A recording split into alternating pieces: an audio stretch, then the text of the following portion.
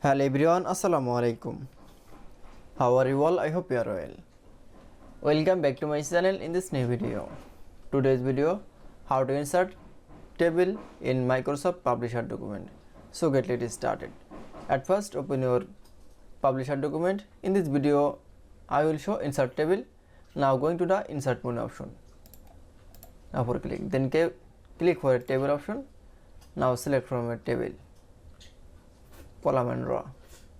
Now for click, then show insert from table.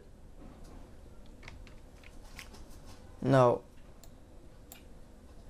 select from a table, then click for a line color, then click for a choose from black color and click for a 3pt and click for border option. Now click for a all border. That is, then you show insert table in Publisher document is very easily. I hope to enjoy the video.